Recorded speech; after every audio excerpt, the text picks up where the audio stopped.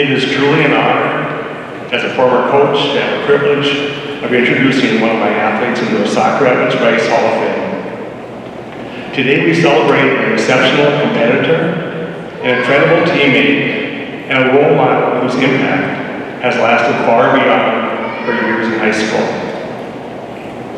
Carmen Meyer was a standout athlete for the Storm from 1996 to 1999 in both track and field and cross country.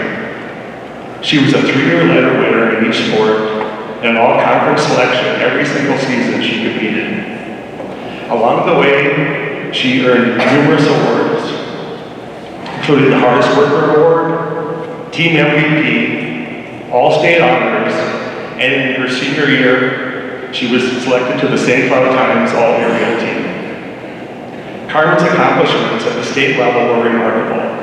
Competing in the highest class, she finished 21st and 14th in cross country in the state meet, racing against more than 150 athletes. And she placed 6th in the 3,200 meter run of the state meet in track and field. Nearly every time she stepped onto the course, she finished in the top 10 of 150 competitors. Still, Carmen's greatness wasn't just where she finished, it was how she raced, how she carried herself. For Carmen, it was never about herself, it was about the team. I'll never forget watching one of her races after finishing a grueling 4,000 meter race, exhausted, giving everything she had. Then, without hesitation, heading back out onto the course, not to run for her own glory, but to cheer on her teammates one by one, until the last girl crossed that line. That's who Carmen was. That's who Carmen is. That kind of leadership is rare, and it helped build a culture of excellence in our program. She inspired younger athletes, recruited new girls to the program, and she left behind a legacy that lasted long after she graduated. Because of Carmen and her teammates, Sauk Rapids Rice became known as the program competing across the state of Minnesota. And that helped carry the spirit on for many years.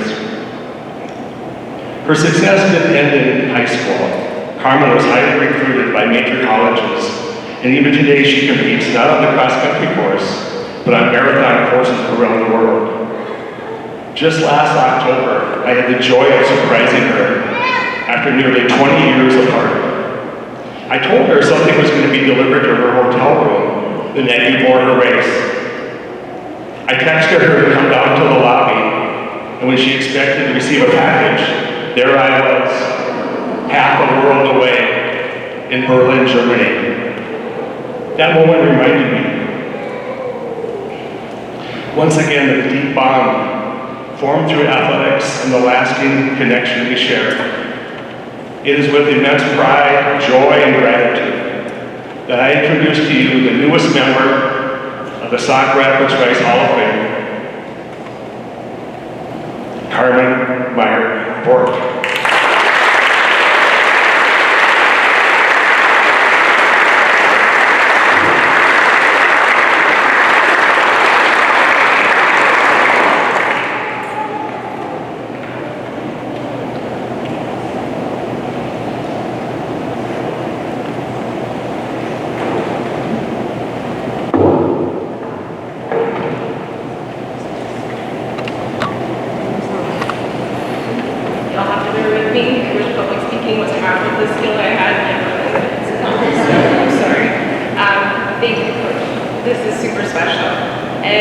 Thank you to the entire athletic community for making this weekend so incredibly awesome to return to. It's been so much fun. And congratulations to all the other inductees. What a great group of people that I'm just in awe of so much awesomeness. And so I have to be honest, I struggled to figure out what I was going to say here today. I don't know how to speak to the depth of gratitude and put it into words. Thanks to a community. But this opportunity is giving me that. The opportunity to share with a community who built a lifelong runner out of a little 11-year-old. It's actually priceless. Thank you. To everyone who has a hand in this to make Sauk Rapids the community that it is. It's a wonderful, small, big town that I got to call home for the majority of my years, and I love bringing my family back here today. Through the landmarks that changed a little bit, but the staples are still there. Killer Hill workout right outside my front door. I'm sorry, BAA, Boston Athletic Association. The Newton Hills and Heartbreak Hill had nothing on the hills of Sauk Rapids and Summit Avenue Hill. They can do an awesome marathon here just in Sauk Rapids alone. And of course, I want to take time to thank the people. The people have become part of my inner voice as 44-year-old me continues to navigate this earth, not only as a runner, but as a coach, a therapist, and a mom. As I drifted down memory lane, photos brought me back as I dug through those totes, and not the only one. I have to give my teenage self great kudos because I was a really good record keeper on all the back of my photos and all this stuff, and I'm like, oh, Carmen, you had something going on, but I'm not that way anymore. But it was really cool to relive all those moments that I documented as I'm trying to figure out what I want to speak to, and I'll bring back all the memories. One of them, I want to thank Vinny. Vinny, you were my first running coach freshman year. It was subsections or sections in Rapori, I don't even remember. Short pep talk was don't get last kid. And it's funny because those words sit with me so much. And it recently ran through my brain back in Boston 24. I had the worst run, and at mile 10, I texted my husband, and I'm like, I'm walking it in. My electrolytes were off. I was starting to run sideways. If any of you are runners and you know what that means, I was dehydrated. And it was just, I'm like, okay. But I brought back these words. I'm like, don't get last, kid. I tucked my phone away after sending them the message that I was walking it in, and I had 16 miles from that point to peel my ego off the ground and to walk it in, and I wasn't gonna get last. But I also was like, if I got dead last in Boston, it would still be better than a DNF in Boston. So, but I did finish. It wasn't my fastest, but I did. Another moment of fitting was my high school 3200, the last race of my high school career. And Tom at the paper, he reminded me of this too, as well as all of my documenting. Finny, you were standing at the last corner, coming in the home stretch there. And I had 100 meters to go, and he yells out, Carmen, you're in 7th or 8th place, you gotta go now. And I mean, I just ran 8 laps around the track. How much more do I have left, right? But he also knew that I wanted that medal, and top 6 went to the podium. And so this was my last chance. This was my last chance to get that state high school league medal from the state meet. And those words stuck with me, and I pushed, and I have photos. There's so many photos in that last 100 meters of that race that you can see, and I beat the 6th place girl, captured 6th place within inches of the finish line. And if it wasn't for Vinny's words, I live by them. You just don't give up. You push through the finish line. And so thank you, Vinny, for that. Thanks for all the support over all the years.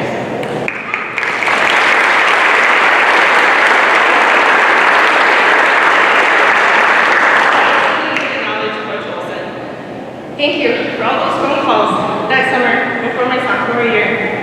My mom would always say I'd come home from work or playing, and she'd be like, Coach Olsen called again, and we didn't know anything about cross country. Like, I didn't come from a running family, so we knew nothing. But after my track season, he thought that I needed to be part of the cross country team. And so I quickly learned all of the things that I needed that cross country was about. With your help, you turned a wrestling room into this magnificent running cave, displaying information of the latest research related to training, stretching, bracing, and recovery on poster boards and printouts hanging all around. This was something that I didn't know I would miss so much after leaving. Your investment into the team and dedication into the sport of running was and is unprecedented.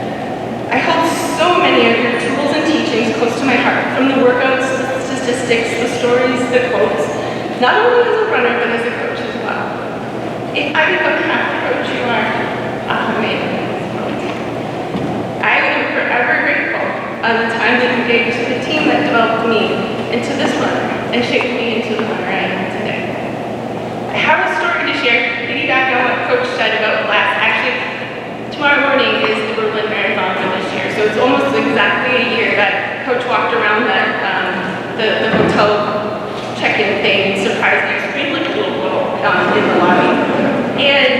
But that was a significant moment, not only for me, 20 years in the making of reconnecting. The last time I had seen him was on my wedding day, but we had talked over text for years. And when him and his wife Ellie walked around that corner, it was so special to me.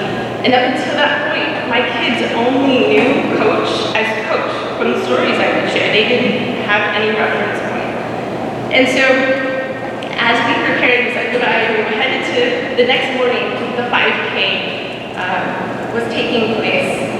It's most majors have a 5K the eve of their marathon. So, me in classic crazy lady style, I signed my entire family up to go to the starting line for this 5K. And the kids were like, Mom, do you think Coach is going to be here? Do you think he'll come? And I'm like, I don't know. Him and Charlie just had a really busy night or day yesterday traveling from Italy to get back up to Berlin. And so I didn't know. So, right on time, we run into the streets of Berlin on cue, and it's about a mile in, and we're all kind of huddled together. Oh, mind you, I'm a matching mom, so all 6 of us have the same matching shorts on. So, we're a spectacle, and so he couldn't find us. But Coach, we hadn't seen him, he didn't know we had matching shirts on. So, right on mile 1, all of a sudden, we hear this speller through the crowds, and it says, "Go Bork family." Blakeley looks back at me over her shoulder, and then she has this weird grin on her face, and we just keep on running. And so there was something about that that just kind of triggered within me. About a mile and some change later, as we're heading into the Brandenburg gates, I hear, "Go Bork," and then "Go Carmen," and it just belts it out through the crowds. As we cross the finish line, Blakeley looked back at me, and she's like, "Mom, I think Coach is here." And it was so cool because even though he has a six-pack had spread out throughout the race at that moment, every time one of the kids came running through, they'd lit up and be like, "Mom, was that Coach? Mom, was that Coach yelling for us?" They connected with him with having very normal conversation. And he added to it too by heading out on the soccer field. In Europe, a lot of the hotels have soccer fields either on the roofs or in the back. And so him and Charlie played soccer with the kids after the race too. So he got great borrowing points. But the coolest thing about this was that my kids learned something about me, because they have been begging me to stop being the crazy cross-country mom. I'm the one that shows up with the big cowbells for everybody. I head out into the woods after the gun goes off, and I'm yelling at the top of my lungs as my kids, I can see them dancing through the tree limbs and stuff like that until they get up. So they're like, "Mom, can you just take it down? Can you just be a normal mom?" I'm like, "No, they really can't." And once they experienced Coach in Berlin, they either accepted that I can't be it or understood that that's where I got it from. And that was a special moment that I didn't think that I didn't have to keep on explaining to them. So that was pretty cool. So thank you for that too, Coach. I also want to thank my family and friends. I have so many of you here today. I have no words. Simply having you by my side from yesterday to today means so much to me, and it makes my heart sparkle in a way it rarely does. Your support over the years, a lifetime for some of you, is something that I'll never take for granted. Mom and Fred, growing up, you always had waffles and frosting on the weight race morning. Mom, you had my race clothes pressed and ready to go. And those are gifts that I can't give to my kids. I don't do laundry, so I will never have my kids' race clothes ready. That's on them. They do their own work. Dad, look, I have a box, as I found, of all the messages that you would send to the school office as I head out for race day. You weren't there in the morning, but you were there as I boarded the bus. Your messages mean so much to me, and I have all of them. And that's something I do pass on to my kids. I love leaving messages in their lunch boxes for them to have. And thank you for that. It's so special to me. Having parents that were never runners, yet embrace the activity in true sport, pacing up and meeting me at the starting line one time or another. Every single one of my parents have started started a 5K or longer with me, and that is so special. I cherish that as a week of myself. And to my siblings, my in-laws, my nieces and nephews, and my friends, thank you always for being on board, for the crazy ideas that I randomly come up with. I know that you all know when I'm in a training build, because anything over 14 miles, my mind starts to get crazy, and I text you guys when I get off the treadmill, and I'm like, hey guys, let's do this, okay, let's do this. And I know that they all are like, oh, Carmen must be training for a long run, that's pretty awesome. Those of you who have stepped to the starting line with me, whether I have motivated you or manipulated you to do so, thank you. That means so much to me. I love running, but running with my people is something really, really spectacular. And I'm going to put a plug, a little PSA. If anybody, charity bids are open for Boston 2026, so if anybody wants to run, those applications are available. That would be awesome. That's a dream of mine, to ride up the buses into Hopkinton and then run back to Boston with somebody.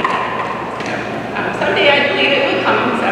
And lastly, I want to thank my husband and kids. Ben, Blakeley, Ellie, Beckett, and Milania. Again, there's so much and no words to speak what you all are in my world. Thank you for supporting me, this crazy wife and crazy mom, in all that I do. I love our adventures that we do together, and I hope you appreciate them as much as I do. And I appreciate all the sacrifices that you do to make sure that I get my long runs in, or that I show up at your getting sweaty, or whatnot. But you just really support me, and I appreciate that. Each of you are runners in your own way, and I hope you feel that I am proud of you no matter what your running goal is. Ellie wants to run Boston someday. She just ran her first marathon at the age of 14, 4 hours and 15 minutes last year. Super proud of her. Blakeley continues to dominate on the EC in the soccer field, and she's also the leader of her high school cross-country team. And I couldn't be more proud. Milania continues to soar as a level 9 NGA gymnast, the youngest one in the country. And every so often she's like, oh, I'll run a 5K with you. And then there's Beckett, who I'm not sure. He's leading his cross-country team right now. And he also has aspirations to wear a green jacket. So golf is his new hobby. So we'll see where that goes. I just appreciate all of you. You four are my world. And I love you guys dearly. I don't know what my life would be like if I didn't learn this life skill of running in my early days here at Sauk. And we're found grateful. Thank you for everyone for this opportunity to come back and say thank you. These roots have not only prepared me to compete in my 4th world major this November 2nd. It's kind of like state coach, which will be my 20th marathon. When I left here 26 years ago, I never thought that I would ever be saying that.